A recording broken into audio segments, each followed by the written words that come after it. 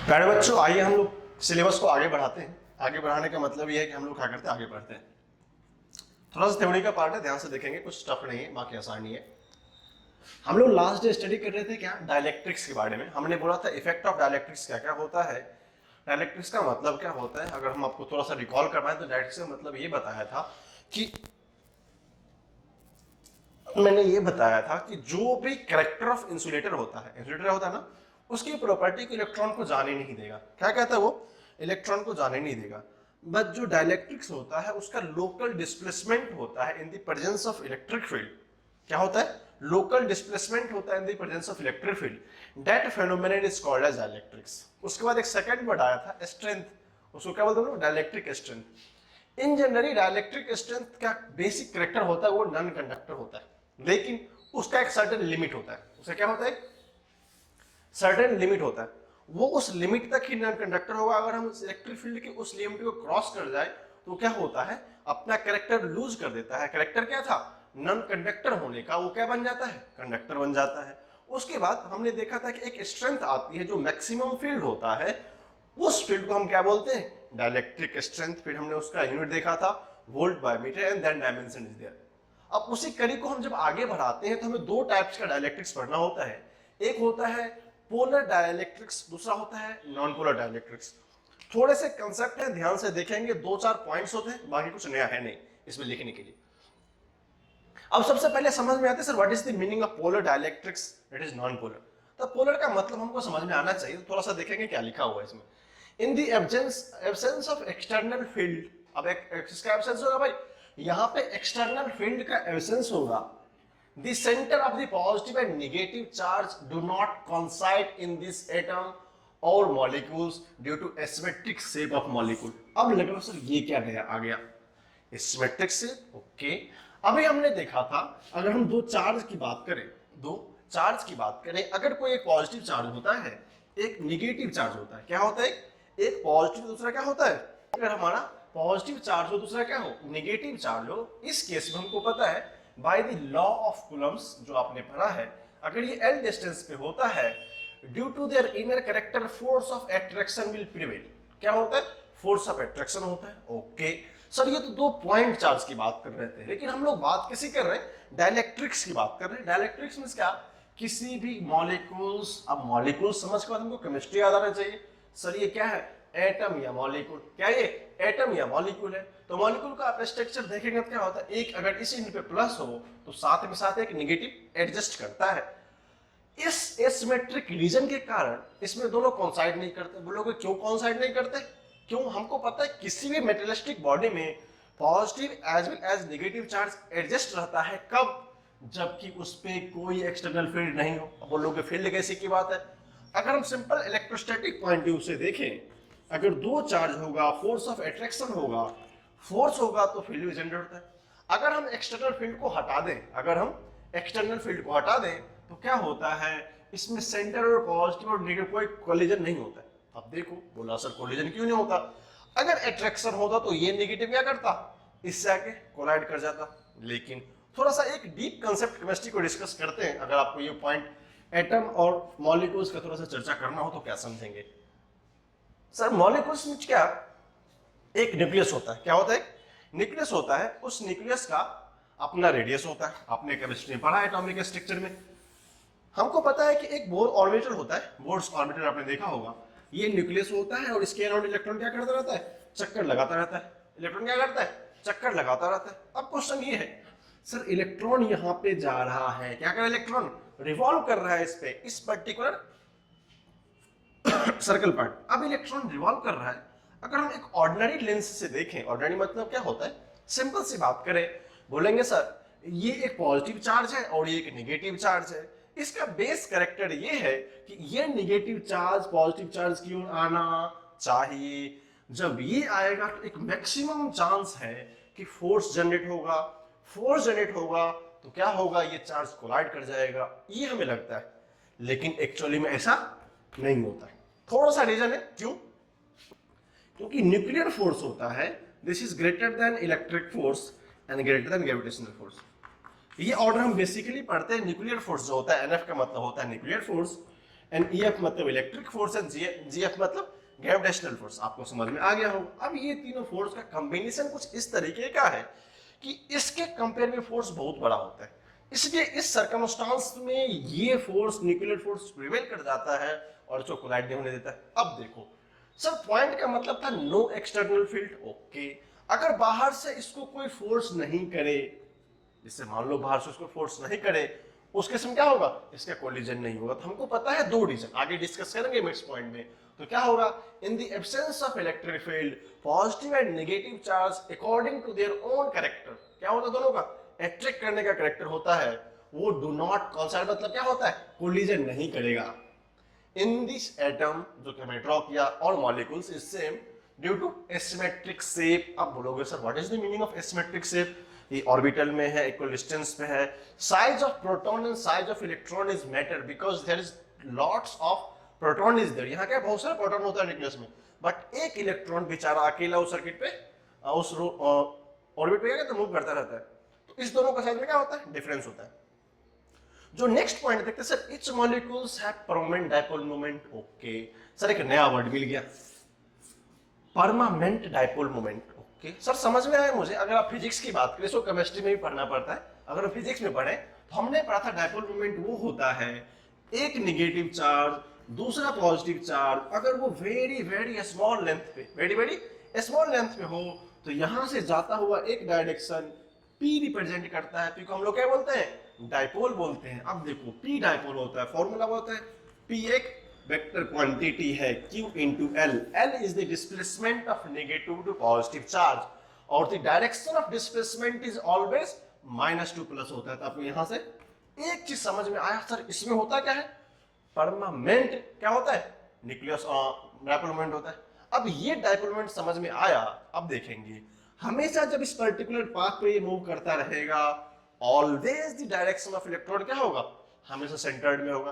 क्या इसका डायरेक्शन बदल रहा है, नहीं बदल रहा है। इसका मतलब जो हम सोच रहे थे सर, इस पोलर डाइलेक्ट्रिक्स में कॉम्बिनेशन ऑफ दो होता है, केमिस्ट्री में इसको डीप से बताते हैं सर, कि अगर इसका दो कॉम्बिनेशन होता है, पढ़ेंगे वहां पे अच्छे से इसको पोलर कॉम्बिनेशन को, तो अगर एक प्लस है या दूसरा माइनस है, इसके बीच में क्या क्या हो सकता है अगर ये मॉलिक्यूल होगा तो फर्स्ट सर कोलिजन नहीं होगा। अगर कोलिजन होता तो ये सिस्टम क्या होता, अनस्टेबल होता। क्या ऐसा कुछ होता है? ये जो आपको चौक का पार्टिकल दिख रहा है, इसमें भी सम अमाउंट ऑफ इलेक्ट्रॉन है और सम अमाउंट ऑफ प्रोटॉन, दोनों है, प्लस माइनस दोनों।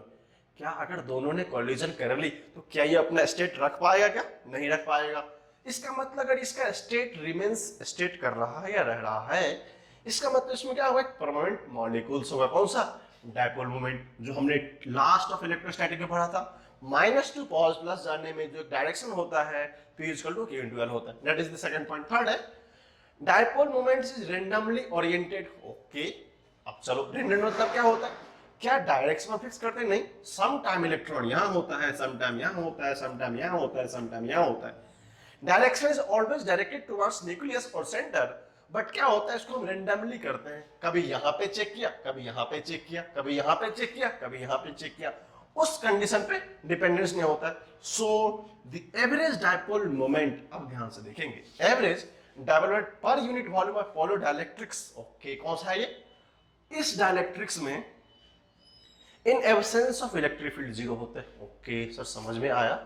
मुझे ये बात बताने चली सर, एवरेज डाइपोल पर यूनिट वॉल्यूम का मतलब क्या होता है। चलो जब नहीं पता इसका मतलब क्या होता है सर, P तो एक डाइपोल मोमेंट होगा। अगर मैं यहाँ पे P एवरेज लिखूं तो क्या लिख सकता हूँ सर, चार्ज इनटू L। अब इसमें क्या लेवरेज करेंगे सर, पर यूनिट वॉल्यूम, चलो वॉल्यूम से डिवाइड कर देते हैं। इसकी बात आई कि ये क्या होगा, 0, किसके एब्सेंस में, अगर एक्सटर्नल इलेक्ट्रिक फील्ड नहीं हो, ओके। सर अगर एक्सटर्नल इलेक्ट्रिक फील्ड नहीं होगा तो फोर्स ऑफ अट्रैक्शन पॉसिबल है क्या, नहीं होगा, due to very short range. अब देखो L बहुत छोटा होता है, हम लोग फिजिक्स क्या पढ़ते हैं, L is very very small. L क्या होता है, बहुत ही छोटा होता है, वेरी स्मॉल। अगर L बहुत छोटा होगा, L क्या होगा, बहुत छोटा होगा, उस केस में यदि मॉलिक्यूल्स का स्ट्रक्चर तो फिट बैठता है इसके लिए। अगर उसमें इलेक्ट्रिक फील्ड नहीं होगा तो हम लोग क्या लेके चलते हैं, very very less presence of electric field, the average dipole is 0। आपको कुछ पॉइंट्स याद रखने होंगे जो कि एग्जाम में डायरेक्टली पूछते हैं हमसे, कि मान लो किसी रैंडम डाइपोल मोमेंट के केस में अगर उसका average polar dielectric solid volume पूछा जाए कहाँ पे, जब वो एक्सटर्नल फील्ड नहीं होगा तो क्या होगा, वो जीरो होगा। तो ये पॉइंट आपको आना चाहिए। थ्योरेटिकल पॉइंट है, देख लेंगे, सिर्फ नोटेड सीखना जरूरी है। हम देखो, इन presence of external field dipole, okay, अब क्या हुआ, जब इलेक्ट्रिक फील्ड आ गया, पहले क्या था, नहीं था, तो आंसर क्या था हमारा, जीरो।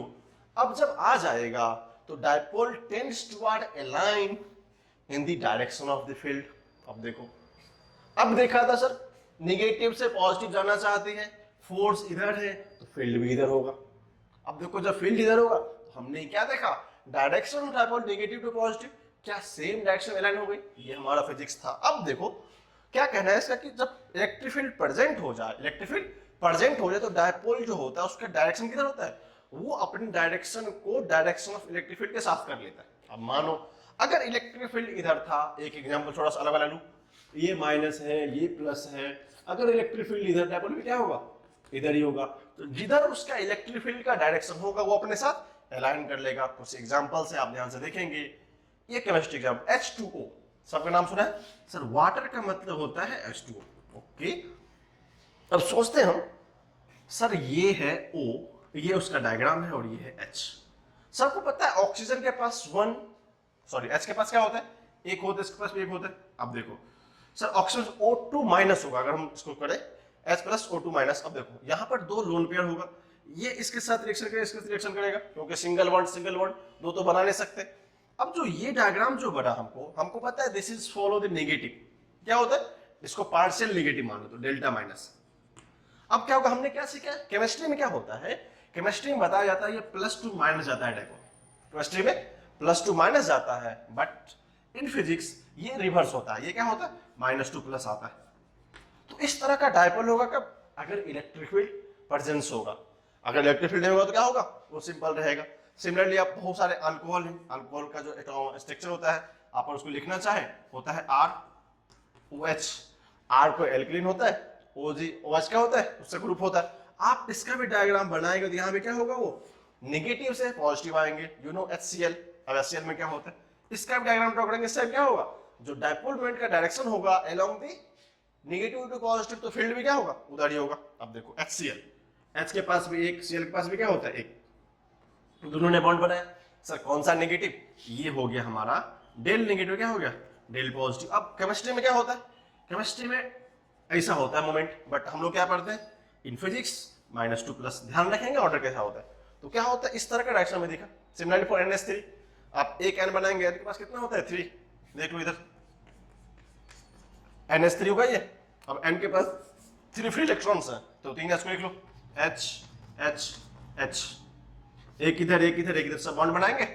इसके पास 3 थे, अब क्या होगा सर, H तो ऑलवेज पॉजिटिव होता है, और N के पास कितने, ये इधर से फील्ड बनाएगा। आप सब डायग्राम तो समझ में आ गया होगा अच्छे से। NH3 आप केमिस्ट्री में पढ़े होंगे, आपको पता है नेटवर्क के पास 3 इलेक्ट्रॉन्स फ्री होते हैं, हाइड्रोजन +1 ठीक है। ये क्या करेगा, डायरेक्शन केमिस्ट्री में क्या होता है +2 माइनस, बट ये हमने क्या देखा +2 माइनस, बट लॉजिकली क्या होता है फिजिक्स में सर, वो माइनस से प्लस आता है, ठीक है।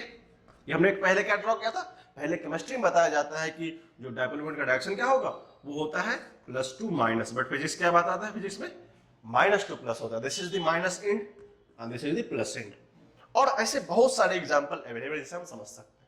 हमको इसको मॉरल ऑफ द स्टोरी क्या है, 2-3 पॉइंट्स बहुत इंपॉर्टेंट है।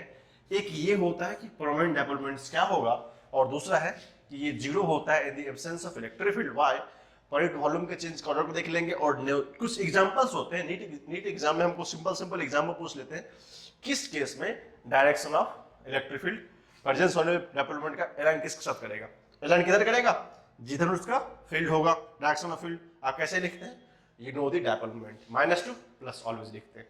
और केमिस्ट्री में क्या होता है, इसका रिवर्स होता है। अगर आपको कोई एक भी याद है, you can remember second one easily, got it. आप इसको अच्छे से लिख लीजिए, थोड़ा सा थ्योरी है, फिर हम लोग इसके नेक्स्ट पार्ट पे चलते हैं। छोटा सा पार्ट है जिसको ध्यान से देखेंगे, बस उसी की जैसे थोड़ा सा अलग सा नहीं है ये। इसको हम बोलते हैं नॉन पोलर डाइलेक्ट्रिक्स। वो क्या था हमारा, पोलर, इसमें उसमें एसिमेट्रिक था। यहां देखेंगे क्या बोला है, in absence of external field same concept is there, the centre of positive and negative charge coincides. इसका मतलब कोलिजन होगा, ध्यान देंगे।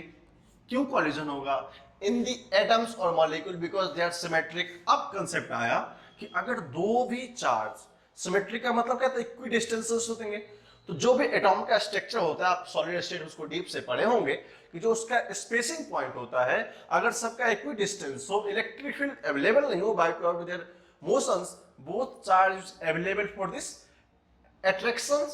Due to attractions they will collide because the molecules structure as well as the atoms structure, उस case में जो होता है वो एब्सेंस ऑफ इलेक्ट्रिक फील्ड में चार्ज का मूवमेंट पॉसिबल नहीं होता है। That means the non polar means उस कंडीशन का जो हमने माइनस और प्लस का कॉम्बिनेशन पढ़ा था पोलर केस के कंडीशन में, यहाँ क्या होता है, ये कहानी फिट नहीं बैठती है।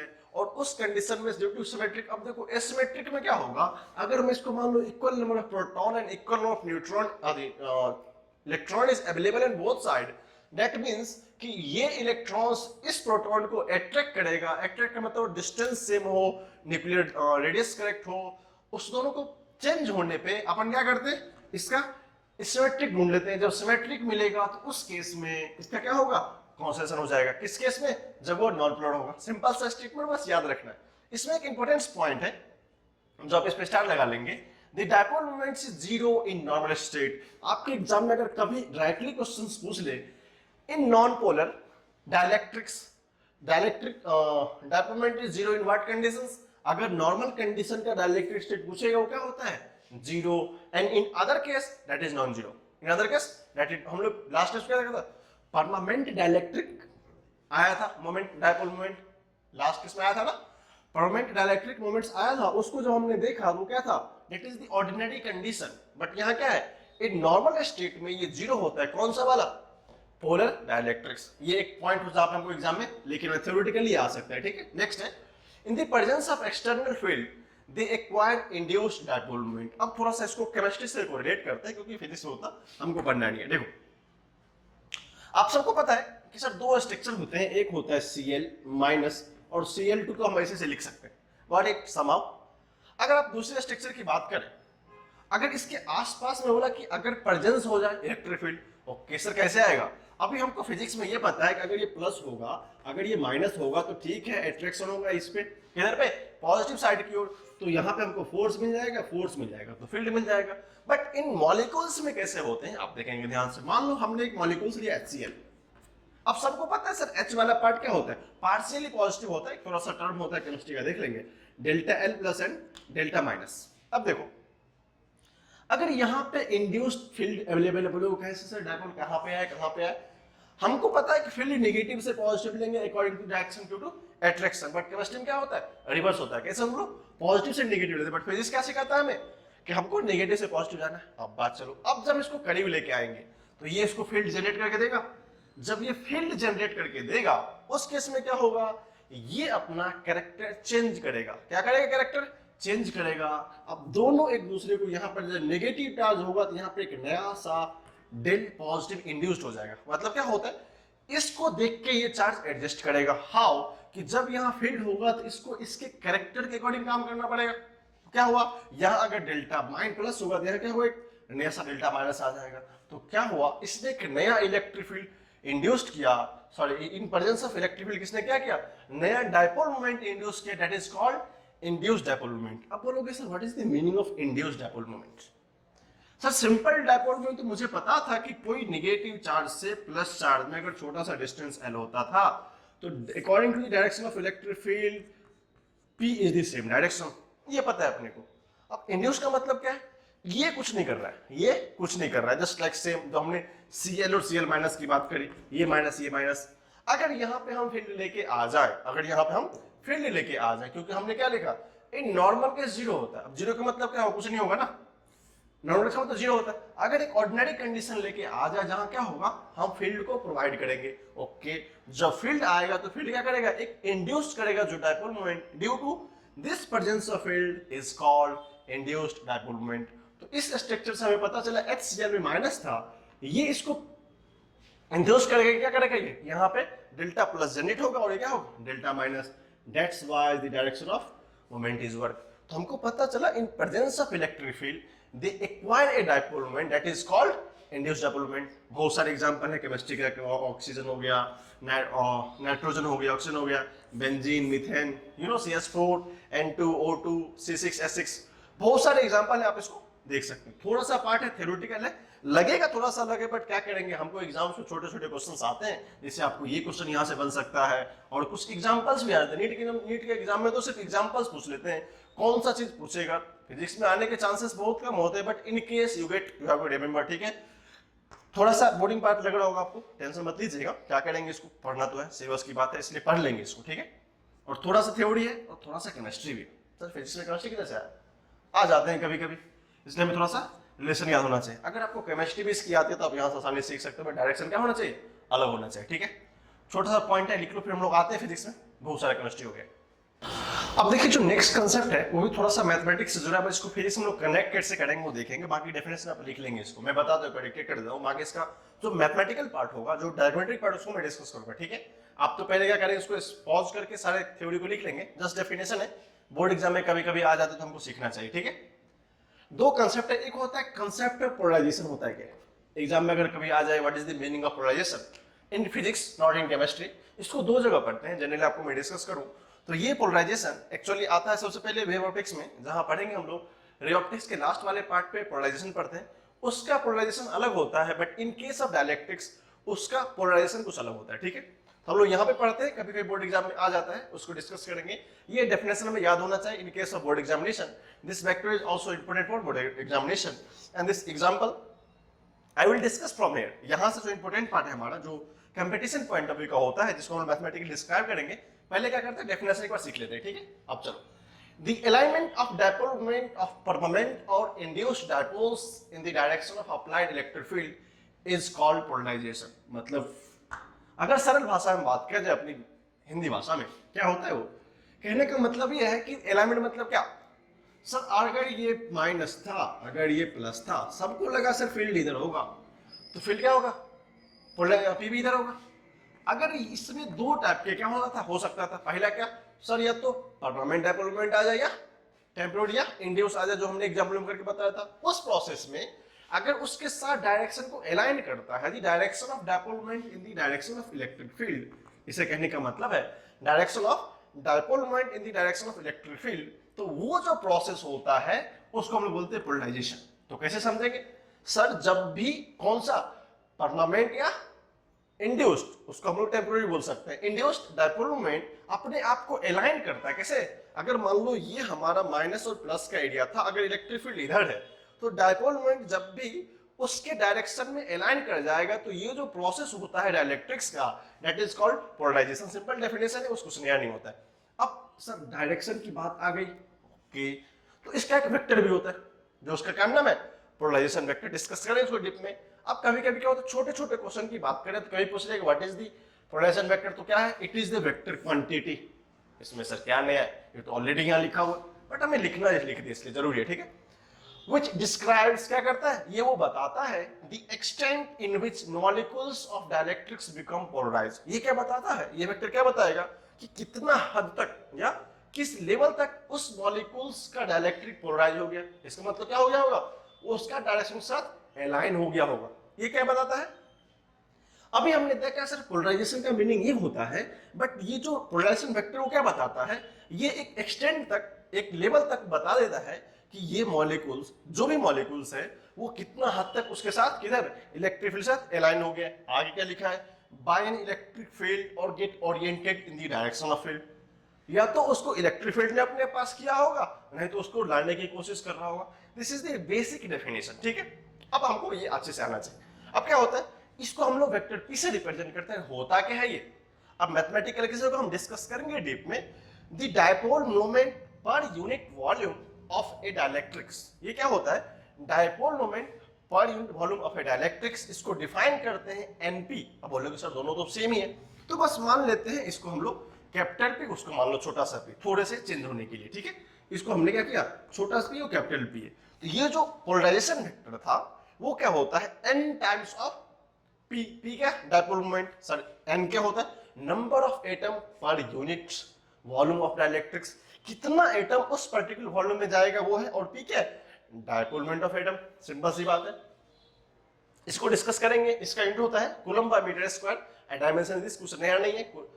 आप लोग पता है कूलम क्या होता है, आई इंटू टी, और मीटर स्क्वायर का एलटी, उसको प्रूफ मैं कर दूंगा बाद में, लिख लेंगे उसको, ठीक है। आप क्या करो, इस थ्योरेटिकल पार्ट को अच्छे से लिख लो, उसके बाद मैं यहां से इसको मैथमेटिकली फिजिक्स से कनेक्ट करके बताते हैं बाकी दो डेफिनेशन। इसको लिखो, पहले स्क्रीन को पॉज करके अच्छे से इसको लिख लीजिए। बात ये रही कि सर हमने तो डिफाइन करना था polarization vector. Polarization vector in mathematically आपने बताया कि capital P is equal to n times of this P। यहां पर जो n है क्या sir, number of molecule.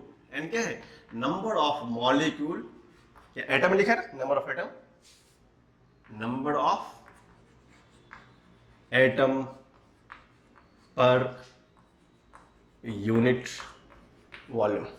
Okay sir, P क्या था, ओके P की बात करें, P हमारा डायपोल मोमेंट था इसका। अरे सर डेफिनेशन कैसे कैसे करेंगे, ध्यान सुनेंगे इसको। अगर ये बात सबको पता है, अगर हम लोग इसको वेक्टर पोलराइजेशन वेक्टर की बात करें, vector P is equal to n क्या है, पर यूनिट है। मान लेते हैं हम लोग एक के लिए डिफाइन करते हैं, किसके लिए, एक के लिए डिफाइन करते हैं। तो मान लो अगर if we define n is equal to, मतलब 1 के लिए कितना वॉल्यूम लगेगा, तो आप बोलोगे सर सबसे पहले बेसिक डेफिनेशन ये होता है, एक चार्ज माइनस है, एक चार्ज प्लस है, अगर इसके बीच का डिस्टेंस अपन d मान के चले, और d बहुत छोटा होता है। d क्या होता है, वेरी वेरी स्मॉल। इसका मतलब आप ये समझ क्या होता है, वेरी स्मॉल। ऐसा नहीं कि वो जीरो हो जाए, क्या होता है, वेरी स्मॉल होता है। ओके, तो बाय डेफिनेशन क्या सीखते हैं सर, वो पर यूनिट वॉल्यूम की बात हो रही थी, तो वॉल्यूम क्या होगा 1/v, एक के लिए। अब sir what is P, P is a vector quantity. सोचो कैसे लिखेंगे सर, P क्या होता है, अगर इसका चार्ज अपन Q मान ले, अगर ये चार्ज अपन क्या मान ले, plus Q, sorry minus Q plus Q होगा। अगर ये डायपोल मोमेंट परफॉर्म करेगा तो आप क्या बोलोगे सर, यही तो होता है। अगर मैं क्या करूं इसको, Q into D, this is dipole moment. Okay, अब समझ में आया sir, this is the dipole moment, समझ में आ गया, समझ में आ गया। चलो अब क्या कर सकते हैं, this is the vector form, this is the vector form, क्या हो गया, QD डिवाइडेड बाय V। अब सर मुझे समझ में नहीं आया कि V कैसे आएगा। अगर किसी को प्रॉब्लम नहीं तो मैं क्या लिख सकता हूँ, V is equal to area into thickness लिख सकता हूँ, कोई प्रॉब्लम तो है नहीं। चलो लिख सकते हैं इसको। सर क्या हो गया, Q into D vector area into D. क्या यहां तक समझ में आया? ओके सर, अब समझ में आ गया। जो पोलराइजेशन वेक्टर था उसको लिखने के दो तरीके हैं, ध्यान देंगे आप। यहां से अगर मैं P इज इक्वल टू लिखना चाहूं तो area bye A on vector D by D. अब समझ में सर मुझे थोड़ा सा याद आया, क्या वेक्टर क्वांटिटी, वेक्टर में क्या बताया था, particular vector divided by magnitude is the unit vector. अभी उसकी चर्चा हम लोग बाद में करेंगे, फिर देखेंगे। फिर अब क्या होता है, यहां से दो एनालॉजी निकाल सकते हैं। देखोगे सर क्या है, चार्ज बाय एरिया। क्या है वो, चार्ज बाय एरिया मतलब क्या होता है सर, आपको याद होगा सिग्मा हम लोग बोलते हैं चार्ज पर यूनिट एरिया। तो क्या मैं यहां से इस पोलराइजेशन वेक्टर को लिख सकता हूं sigma into D vector by D, इसको लिख सकता हूं सिग्मा डी बाई डी। अब समझ में आया सर। अब थोड़ा सा यूनिट की चर्चा कर लें, क्या कहना चाहते हैं, क्या कहना चाहते हैं। ओके हाँ, अब ये कहना है सर, यूनिट के एक बार चेक कर ले करेक्ट आया कि नहीं। P is equal to n तो नंबर होता है, चार्ज का कूलम है, ये d डिस्टेंस है, ये वॉल्यूम है। वॉल्यूम क्या होता है, एरिया इंटू डी।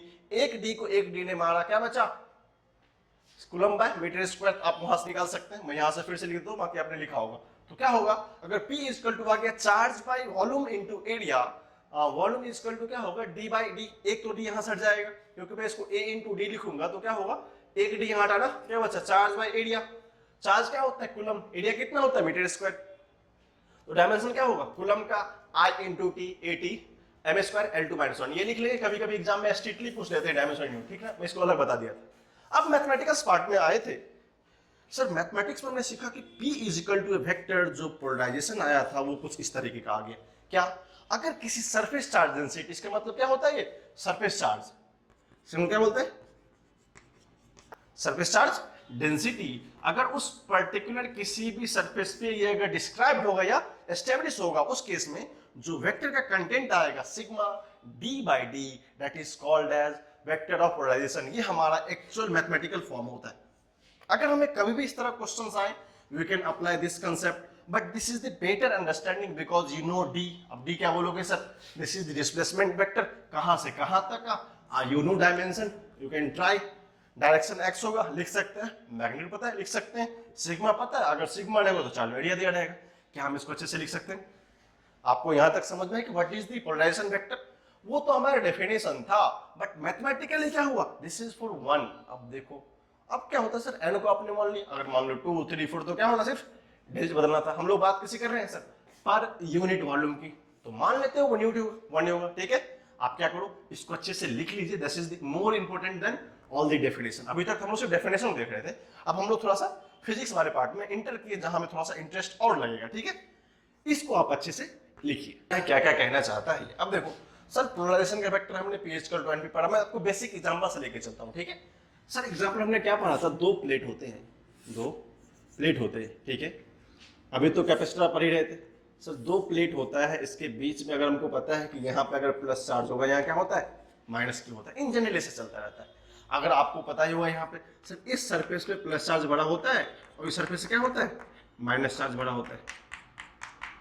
तो बाय द लॉजिकली कंसेप्ट आपको सबको पता है कि direction of electric field like that, ये क्या होता है, this is the direction of electric field. सारा कहानी सर इलेक्ट्रिक फील्ड से ही चल रहा है। अब मैं आपको थोड़ा से पीछे लेकर चलता हूं इलेक्ट्रोस्टैटिक में। सर इलेक्ट्रोस्टैटिक में क्या सीखा था, कोई भी इनफाइनाइट चार्ज रॉड हो, क्या सिखाया था, अगर वो पॉजिटिव चार्ज है, इसका रॉड क्या है पॉजिटिव चार्ज है, अगर क्या है ये पॉजिटिव चार्ज रॉड है तो इसके सरफेस पे क्या होगा सेम चार्ज होगा।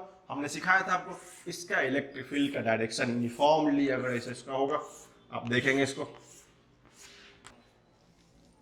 क्या हुआ, एक यूनिफॉर्मली इस तरह का इलेक्ट्रिक फील्ड का डायरेक्शन होता है। क्या होता है, एक यूनिफॉर्म इलेक्ट्रिक फील्ड का डायरेक्शन होता है। बट यही कंडीशन जब कुछ फाइनाइट लेंथ वाले में लगाते हैं तो हमें पता चलता है सर इलेक्ट्रिक फील्ड का डायरेक्शन पॉजिटिव टू नेगेटिव होता है। जब ये पोलराइजेशन वेक्टर की बात आएगी तो सारा कहानी शुरू ही हुआ था किससे, इलेक्ट्रिक फील्ड से। अब सोचेंगे सर डायलेक्ट्रिक्स का यूटिलाइजेशन क्या है, तो एक एग्जांपल से डायलेक्ट्रिक्स को देखें क्या क्या करता है, बाकी इसका एप्लीकेशन नहीं देखेंगे इन फ्यूचर सेंस। अब मान लो वो उसका डिफरेंट मीडियम था, अब यही डायलेक्ट्रिक्स है, इस कैपेसिटर के इन बिटवीन, इस कैपेसिटर के इन बिटवीन हमने क्या किया है, एक स्लैब डाल दिया, स्लैब समझ रहे ना, जिसमें पूरा का पूरा डायलेक्ट्रिक्स ही होगा, जिसमें क्या होगा सिर्फ डायलेक्ट्रिक्स ही है। ओके मुझे समझ में आई, इसके पास दोनों पोलैरिटी अवेलेबल है। बोलो कैसे, हमने दो टाइप का पोलैरिटी पढ़ा है, एक होता था पोलर, दूसरा क्या होता था नॉन पोलर। अब मान लो अगर इसके पास प्लस क्यू था, इसके पास कितना होगा माइनस क्यू, अपन एरिया में चलते बट हिलते देखे चलते, ठीक है बाद में होगा। तो मान सकते हैं कि अगर इसका हम लोग फिल आउट करते हैं कहां तक का, इस पर्टिकुलर क्रॉस सेक्शन में अगर अपन क्या करें कि इसके साथ एक डायलेक्ट्रिक्स ऑफ मेटल डाल दो, क्या बोलते हैं डायलेक्ट्रिक्स। ये क्या होता है, यहीं से कंसेप्ट शुरू होता है मिक्सिंग ऑफ डायलेक्ट्रिक्स का, इसलिए ध्यान रखेंगे ये बेसिक अंडरस्टैंडिंग है। इस दोनों सरफेस के बीच में इसको अगर मान ले हम पॉजिटिव है, अगर हम क्या मानेंगे पॉजिटिव है, थोड़ा सा स्पेस कम है ध्यान से देखेंगे, तो ये क्या होगा हमारा ऑलरेडी नेगेटिव होगा। हमारा जो ओन कैरेक्टर है, ओन मतलब क्या होता है, इसका जो बेसिक फंडामेंटल है, आप बताएंगे सर बेसिक फंडामेंटल हमें ये कहता है कि इसका इलेक्ट्रिक फील्ड क्या होगा उधर होगा। लेकिन अभी तो सिखाया वो अपने अपोजिट चार्ज वाले को इंड्यूस कर लेती है डायपोल मोमेंट। ओके सर अगर ये माइनस है, अगर ये माइनस है तो इस सरफेस पे ध्यान से सुनेंगे, इस सरफेस पे अपने अपोजिट वाले को क्या करेगी इंड्यूस कर देगी, तो ये क्या हो जाएगा प्लस क्यू। हम लोग यहाँ सिग्मा भी ले सकते हैं बट हम लोग क्या करते हैं प्लस क्यू ले लेंगे।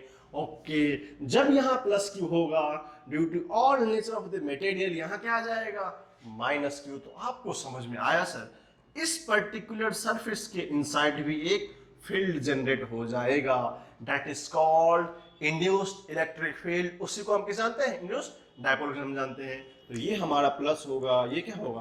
अब आपको समझ में आया सर, जब हमने मटेरियल को एडजस्ट किया इसमें तो हमें दो तरह का सिस्टम देखने को मिला। इनिशियली क्या था, direction of electric field this to this था, जब मैंने इसको इंड्यूस किया तो इनसाइड द फील्ड आया, वो direction of field is E not in direction to opposite में। ओके इतना सारा ड्रास्टिक चेंज हो गया। जब इलेक्ट्रिक फील्ड का डायरेक्शन चेंज कर जाएगा तो डायपोल मोमेंट का डायरेक्शन चेंज कर जाएगा। जब मोमेंट का डायरेक्शन चेंज कर जाएगा तो we know apply the polar vector या पोलराइजेशन। देखा ना, इसका फिर क्या होगा, यहां से प्लस होगा। ये हमारा फंडामेंटली फर्स्ट इफेक्ट था। ओके अगर मान ले फिर थोड़ा सा उसको भी आजमा लेते हैं। सर डायलेक्ट्रिक स्ट्रेंथ होता क्या था, द मैक्सिमम इलेक्ट्रिक फील्ड, जहां पे क्या करे, ये अपना कैरेक्टर बदल दे। अब देखो सर कैरेक्टर क्या था, सर यहां से माइनस से प्लस जाना था। अगर ये डायलेक्ट्रिक स्लैब जो है, अगर ये डायलेक्ट्रिक स्लैब या बोलते हैं हम लोग कुछ फिक्स्ड अमाउंट ऑफ करंट इसके बीच में रखा जाए, इसने क्या किया, इसकी कैरेक्टर को ही बदल दिया। क्या किया सर, इलेक्ट्रिक फील्ड इधर जाने वाला था, डायपोल मोमेंट इधर से इधर होना था क्योंकि माइनस से प्लस होता है, बट जब हमने इसको इंट्रोड्यूस किया एक सर्टेन लिमिट तक, जहां तक इसका कैरेक्टर नहीं बदल सकता था या कैरेक्टर लूज नहीं कर सकता था, तब तक इसका जो स्ट्रक्चर था वो इनवैलिड था। अब देखो इसको थोड़ा सा हम लोग क्या करते हैं, मिक्स ऑफ कॉम्बिनेशन बनाते हैं। अब क्या है कि मान लो हम लोग इसका इनर स्ट्रक्चर को देखा जाए, किसको, इस अंदर वाले की बात करें, ये जो डायलेक्ट्रिक्स था, ये जो डायलेक्ट्रिक्स था, इसके पास कॉम्बिनेशन होगा ना, कैसा सर, पोलर या नॉन पोलर। ध्यान से देखेंगे, अगर एक नेगेटिव है दूसरा पॉजिटिव, इसको लेना पड़ेगा ड्यू टू मैच बैलेंस। ये नेगेटिव है ये पॉजिटिव है, ये नेगेटिव है ये पॉजिटिव है, इस तरह का नंबर ऑफ कोऑर्डिनेशन सिस्टम ये अप्लाई करेगा। अब देखो पॉजिटिव नेगेटिव लाएगा तो क्या स्मॉल डायपोल लेके आएगा। अगर इस तरह का पॉजिटिव नेगेटिव इस डायलेक्ट्रिक्स ने कॉम्बिनेशन क्रिएट कर लिया like that, polar and non polar, उस केस में अगर फर्स्ट केस के पोलर का था उसमें क्या था, ड्यू टू एसिमेट्रिक वो कोलाइड नहीं करता था। लेकिन अगर वो सिमेट्रिक हो जाए, इन केस ऑफ नॉन वो कोलाइड करेगा, तो उस केस का जो परमानेंट डायपोल मोमेंट था वो चेंज नहीं करता, तो क्या होता था, फिक्स होता था। बट सर यहाँ पे क्या होगा, जीरो हो जाएगा अगर एसिमेट्रिक हो या नॉन पोलर हो। बट यहां से हमें क्या देखने को मिला, जब हम ऑर्डिनरी दो कैपेसिटर के बीच में, जब ऑर्डिनरी दो कैपेसिटर के बीच में हमने एक डायलेक्ट्रिक स्लैब को रखा, हम लोग आगे बात करेंगे, एक वर्ड होता है कि that is called dielectric strength, correct ना, उसको देखेंगे आगे। डायलेक्ट्रिक, इसको कभी भी डायलेक्ट्रिक कांस्टेंट की नाम चला जाता है, ध्यान रखेंगे, डायलेक्ट्रिक स्ट्रेंथ या कांस्टेंट, क्या है, डायलेक्ट्रिक स्ट्रेंथ या कांस्टेंट, ये क्या है। अब इसके नाम से जाना जाता है। अब देखो क्या इफेक्ट हुआ इसमें, सर इसने इसके कैरेक्टर को बदल दिया। अब जब आपको पता चला सर दो चार्ज के बीच के इलेक्ट्रिक फील्ड का डायरेक्शन बदल सकता है, it will change the scenario of all capacitance property, got it. तो ये क्या करेगा, इसके सिनेरियो को बदल देगा। अगर ये कॉम्बिनेशन मान लो कुछ इस तरीके का बनाया, माइनस प्लस अल्टरनेट हो सकता है कहीं प्लस, बट लॉजिक क्या है, इसके इंड्यूस्ड जो इलेक्ट्रिक फील्ड हुए उसमें तीन कंसेप्ट सीखेंगे इन फ्यूचर कोर्स में। इसको हम लोग बोलते हैं induced charge. Due to the property of induced charge the dipole moments formed is called as induced dipole. इसको क्या बोलेंगे, ये जो क्यू इनसाइड में जमा हुआ है अपन उसको क्यू डैश मान लेंगे, कोई प्रॉब्लम नहीं है, क्यू डैश मान लेंगे, that is called induced charge.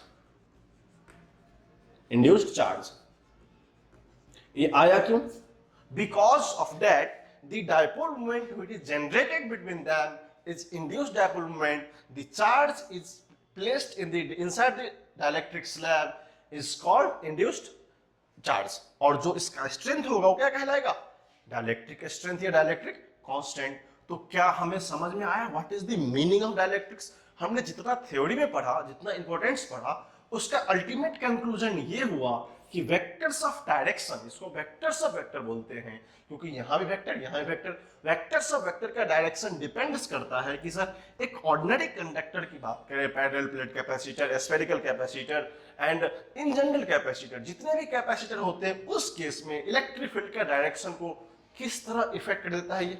अब सोचो, अगर मैं एक नेट की बात करूं, अगर मैं एक नेट की बात करूं, बोलोगे कैसे। अब देखना, अगर ये ऑर्डिनरी कंडीशन था, एक सिंपल एग्जांपल लेते हैं, अगर ये ऑर्डिनरी कंडीशन था, अगर ये हमारा मान लेते हैं प्लस चार्ज का एरिया था और ये क्या था, माइनस चार्ज का एरिया था, we know the condition electric field is here, electric field there. But अब स्ट्रेंथ की बात है, अगर हमने यहाँ पे कुछ ना कुछ इंट्रोड्यूस किया, ध्यान से देखेंगे ये एरिया जो है ये क्या है, इंड्यूस्ड एरिया है। हमने क्या किया, एक पर्टिकुलर टाइप के डायलेक्ट्रिक को यहाँ तक के लिए इंट्रोड्यूस कर लिया। अब आपको समझ में आया सर हमने इतने पर्टिकुलर टाइप को इंट्रोड्यूस करने, जो कलर्ड पार्ट हो गया इंड्यूस्ड पार्ट है। अब क्या करेगा ये, इस पे एक प्लस चार्ज वो लेके आएगा जिसको हम लोग Q1 डैश मान लेते हैं, यहाँ पे क्या होगा Q1 डैश माइनस लेके आएगा। तो ये क्या करेगा, एक लाइन हीटिंग लाइन है, ये यहाँ पे जनरेट करेगा एक ई नॉट, डिफरेंट आपको दिख रहा है, यहाँ मैं लिख देता हूँ, इधर डायरेक्शन क्या करेगा, ई नॉट इलेक्ट्रिक फील्ड करेगा। जब वो ई नॉट इलेक्ट्रिक फील्ड करेगा तो कोई सोचेगा sir what is the exact net electric field, तो यहां से हमें जनरल एनालॉजी समझ में आती है। अगर हमें ई नेट जानना होगा, you know what we know, हमको पता ही नहीं कितना होगा, हम कोशिश करते हैं लिखने का वेक्टर फॉर्म में। जब नेक्स्ट लेक्चर में आएंगे इसको प्रूफ करके बताएंगे इधर ही क्यों होता। अभी तक हम डायग्राम तक देखते हैं, बाकी इसका डेरिवेशन देखेंगे अगले लेक्चर में, ठीक है। अब इसको हम ई नेट की बात करेंगे। अब किधर है मुझे पता नहीं, हमें कुछ पता नहीं। जब हमें कुछ पता तो हम क्या करते हैं, वेक्टर ले लेते हैं, डायरेक्शन बता देगा हमें। क्या बोलोगे सर, इसको मान लो ई, चलो इसको मान लेते हैं पॉजिटिव, वैल्यू हमें बताएगा क्या नेगेटिव होगा। E minus E naught is the net electric field in case of that. तो इतना सो हमने डायलेक्ट्रिक्स हमने पढ़ा। डायलेक्ट्रिक्स का कोर ऑफ द कंसेप्ट यहीं पे आया कि उसका यूज क्या है, यूटिलाइजेशन क्या है, कितने टाइप ऑफ डायलेक्ट्रिक्स हो सकते हैं। कुछ इंडिविजुअल्स क्वेश्चंस आपको आएंगे, उसको लगेगा सब वो थ्योरी वाला पार्ट बोरिंग सा लग रहा है, बट शॉर्ट स्पोर्ट्स में जो नीट का एग्जाम होता है या मेडिकल के एग्जामिनेशन होते हैं, वहां पे छोटे छोटे क्वेश्चन आपसे डायरेक्टली पूछ लेंगे। मेंस में नहीं पूछेंगे, मेंस में उतने क्वेश्चन आने के चांस नहीं। लेकिन जो उसका एप्लीकेशन होता है, wider application by the conclusion of effect of dielectrics, polar dielectrics, non polar dielectrics, polarization and the polarization vector को मिक्स करते हैं, तो हमें ये नया सा कंसेप्ट दिखता है, जिसको हमने इस दो पैरेलल प्लेट कैपेसिटर में इंट्रोड्यूस करने के बाद चेंज ऑफ फील्ड बताया। क्यों, एक फील्ड इधर था, due to induce charge, one induce dipole introduce होगा, उस केस में क्या होगा, अपने को जो नया चार्ज इंट्रोड्यूस होगा, that charge is called as induce charge. इस पे भी चर्चा करेंगे, सारा टर्म पे चर्चा फिर से करेंगे with derivation. Now mathematics in on roll. अब क्या होता है, सारा टर्म मैथमेटिक्स पे हमने बिठा दिया है, थ्योरेटिकल पार्ट को पूरा सा कन्वर्ट कर दिया डायग्राम में, डायग्राम को समझा दिया है कंसेप्चुअल पॉइंट से, in form of electric field, in form of charge, in form of surface charge, in form of this and in form of electric field. जो भी जितने भी कंसेप्ट हमने सारे डिस्कस कर लिए। अब क्या होगा, इस सारे कंसेप्ट को मिक्स एंड रोल्ड अप करके मैथमेटिक्स उस पर चल जाएगा, ठीक है। आप क्या करें, इस कंसेप्चुअल पॉइंट को अच्छे से लिख लें। अगले दिन जब हम आएंगे तो इसके डेरिवेशन को आगे बढ़ाएंगे। तब तक के लिए बहुत बहुत शुक्रिया, थैंक यू।